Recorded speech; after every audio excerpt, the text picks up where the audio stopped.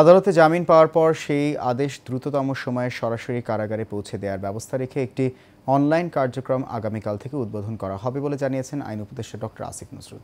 আজ attorney general অফিসের internship প্রোগ্রামের উদ্বোধনী অনুষ্ঠানে কথা বলেন তিনি আরও বলেন, বিচার বিভাগের জন্য আলাদা সচিবালয়ে অন্তর্বর্তী সরকারের সময়ই হবে।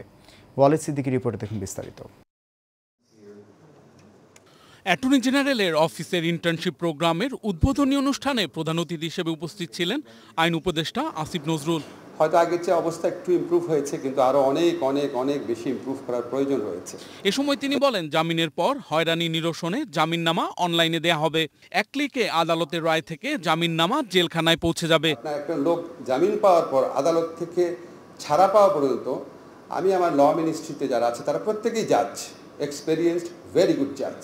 তাদের থেকে শুনলাম 12টা প্রক্রিয়াতে যেতে হয়। তার 12টা প্রক্রিয়াতে 12টা ধাপে তাকে টাকা দিতে হয়, কোনো ধাপে 12টা ধাপে তাকে হয়রানির সম্মুখীন হতে হয়।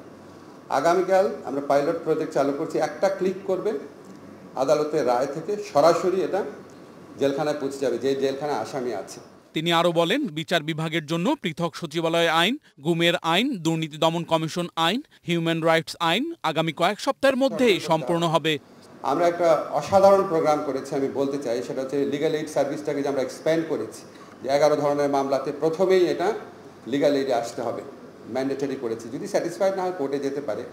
আমরা বিশ্বাস করি যে এটাতে কোর্টের উপর চাপ অনেক কমবে। এখনই কমবে না, ওভারনাইট ইম্প্যাক্ট পাওয়া যায় না, হয়তো 5 বছর 10 বছর পর আমরা এটা ইম্প্যাক্টগুলো দেখব। সরকারের নিজস্ব অর্থায়নে এই কার্যক্রম চালু হয়েছে বলে জানান আইন উপদেষ্টা। আমাদের সরকারের টাকাতেই করেছি, কোনো কারো হেল্প লাগে না, নিজেদের এই আত্মবিশ্বাস অর্জন করতে হবে।